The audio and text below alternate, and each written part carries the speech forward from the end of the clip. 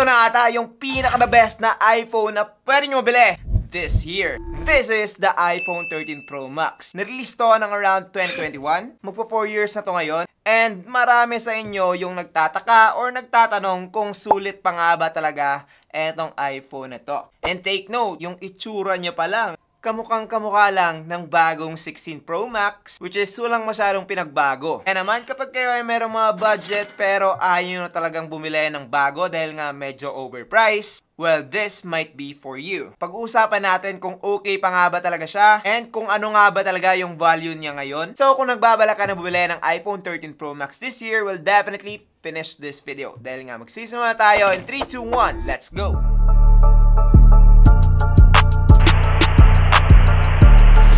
What's up guys, I am JP and this is JTN TV. Now, first of all, puntahan muna natin yung kanyang build quality. So kung makikita nyo naman dito guys, this phone has a glass front, glass back, and stainless steel frame. Now, kung ikukumpara natin siya sa makabagong iPhone yun, which is this one, meron na sila mga titanium build. Pero eto guys, again, glass po siya. Yung kanyang stainless steel dito sa kanyang mga side ay madaling kapitan ng mga fingerprints and smudges. Pero para sa akin guys, kapag tinitingnan mo lang siya, mas premium looking.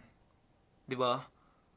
Mas premium looking. Although, nung bago pa sa akin to, sasabi ko talaga na kakaiba siya and parang premium na din. Pero, nung nagtagal, okay lang pala. Sa weight naman, halos magkaparehas lang. Pero parang mas light dito ng konti yung 15 Pro Max compared dito sa 13 Pro Max. Now, let me remind you na eto guys ay meron pa ring lightning port. So, nag-start pala yung Type-C port sa iPhone 15 until now. Also, kung nakabili ka naman na hindi pa nabubuksan na iPhone 13 Pro Max, hindi pa napalitan ng battery, well definitely guys, meron ka pa ring IP68 water and dust resistance na nandito sa phone na to. So kahit na malubog to sa pool or nahulog habang naglalaba kayo, walang problema, etong iPhone 13 Pro Max. Protected na protected to against dust and water. Although, wag niya lang siyang ilulubog ng matagal kasi mapapasukan din to.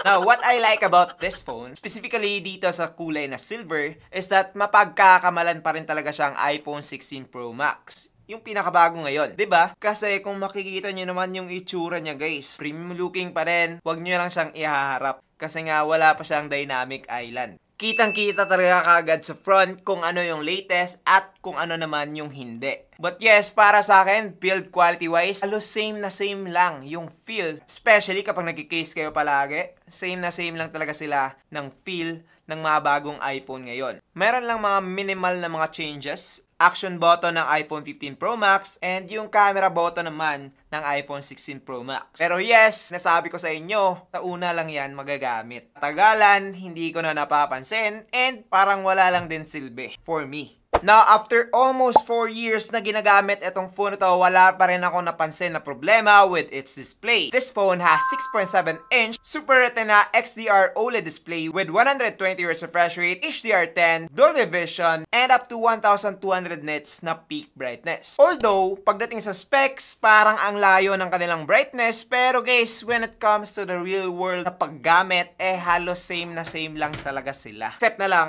sa dynamic island. Also, mas manifest din yung mga bezels sa mga bagong iPhone compared dito. But yes, 120Hz na AMOLED display. To be specific, ito yung pinakauna na 120Hz ang iPhone. Kaya naman napaka-smooth nito and wala talaga akong problema when it comes to using the display of this phone. Like yung mga burn or yung green screen. Wala pa akong naranasan na ganun. Pero in some cases, meron daw ganun na nangyari sa kanilang mga iPhone 13 Pro Max. But you know, medyo swerte tayo doon. Wala akong na-experience na kahit na anong problema comes to watching movies, scrolling, hindi naman gaming with this phone will definitely talagang masisay na anything negative about this display. Especially kapag makukuha mo lang to below 30K. Dahil nga guys, mga phone below 30K, mas maganda pa rin yung display nito compared doon sa mga phone na yon. So kung nagbabala ka na mag-iPhone tapos gusto mo yung magandang display, will definitely go with this one. Pagka nasa iPhone 12 Pro Max pababa guys, medyo mabagal na yon, 60Hz lang yon. This one has an AMOLED that is super smooth with a 120Hz and recommended ko na talaga to. Halos same lang yung experience ko with this one and with the iPhone na merong dynamic island. Wala akong masyadong masasabi doon dahil nga hindi ko talaga feel yung changes or meron namang changes pero hindi ganun ka big deal. Now, back in 2021, etong phone ito ay na-release na merong iOS 15. But today, upgradable pa rin po siya sa pinaka-latest which is 18.3. This phone has an Apple A15 Bionic chipset with hexa-core CPU and 5-core Apple GPU naman pagdating sa kanyang GPU. And para sa akin guys, wala pa rin talagang problema yung processor nitong phone ito. Hindi pa rin talaga siya nag-slow down even after almost 4 years. Ganon ka smooth, ganon ka powerful etong device na to. So, merong mga phone na nirelease noong 2021. Medyo mabagal na sila ngayon o di ka naman pangit na yung kanilang performance. But this one, merong changes of course. Hindi siya ganun kabilis nung brand new pa siya. Pero, I think it's because of the battery. Dahil nga guys, medyo napabayaan ko yung battery nito. Hindi ko na siya pina-replace. But so far, so good naman yung kanyang performance overall. Pwede akong mag-edit dito ng mga videos using an InShot. Pwede rin akong mag-gaming like Mobile Legends and Call of Duty. Pwede yan with this phone na walang lag, walang frame drops. And yung isa sa mga pinakagusto ko sa iPhone is that wala siyang delay when it comes to the internet. So kapag naka-wifi kayo or naka-data, mas malakas talaga para sa akin yung kuha ng signal ng mga iPhone compared sa mga Android. So siguro medyo mas optimized talaga yung iPhone when it comes to the internet here in the Philippines. Overall, yung 5G na tong phone ito is napakalakas pa rin talaga. I think mas malakas pa nga siya ng konti sa iPhone 15 Pro Max ko. Mas mabilis yung pagkuha niya ng signal guys. Like, paglabas ko ng elevator, merong signal kagad. Yung iPhone 15 Pro Max, medyo naglo-loading pa. Ganon kabilis etong 13 Pro Max ko. So, I think napakaswerte ko talaga dito sa unit na to. But make sure lang that if you're buying iPhone 13 Pro Max which is second hand na ngayon, itetest nyo talaga lahat like from the internet, display, camera, and kung pwede pa, mag-gaming kayo sa harap ng seller mismo para malaman ninyo kung merong mga lag or frame drops na hindi naman talaga expected. Baka sabihin nila na okay lang yan, 4 years naman na. Pero guys, huwag kayong magpapauto. Dahil nga, until now, wala pa rin tong lag sa Mobile Legends and Call of Duty. Siguro mag-heat up siya, of course, kapag pangmatagalan talaga yung pag-gaming ninyo. Hindi naman talaga masyadong pang-gaming talaga etong iPhone guys. Pero sila yung the best sa gaming ng mga phone na hindi pang-gaming. Diba? Parang Lebron. Pinakamadaming score na hindi scorer. Hindi, wow.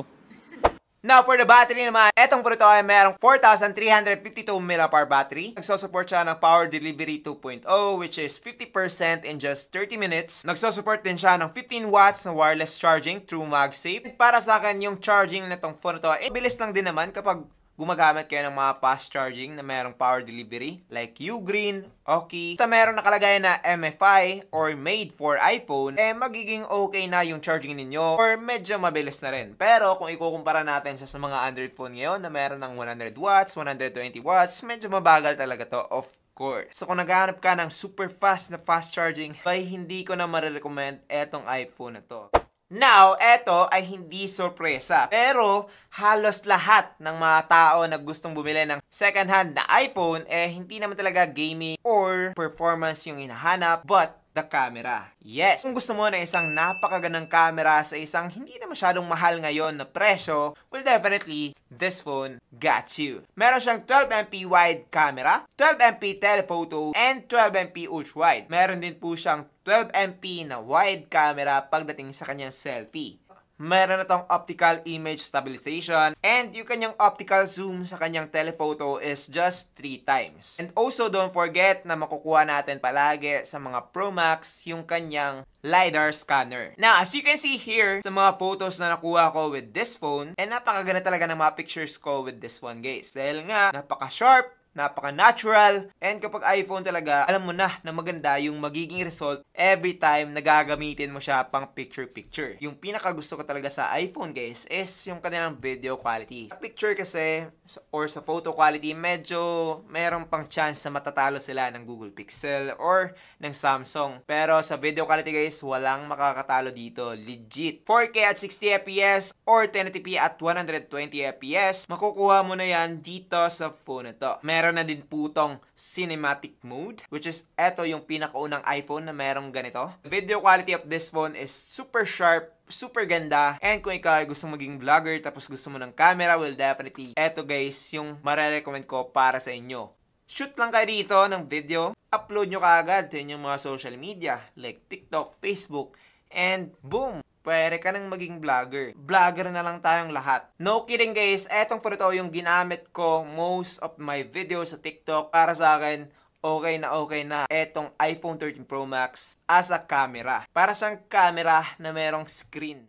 Now, overall, marirecommend ko ba etong iPhone 13 Pro Max ngayong 2025? Well, definitely yes na yes kapag makukuha mo siya below 30k. Make sure to buy the 256GB. Medyo kulang na talaga yung 128GB. And para sa akin, this phone is still perfect. Okay na okay pa rin siya. Wala siyang mga flaws, wala siyang mga problema. Kaya naman, kung naghahanap ka na ng sign para bumili na ngayon, well, definitely, eto na yon. Bilhin mo na si 13 Pro Max.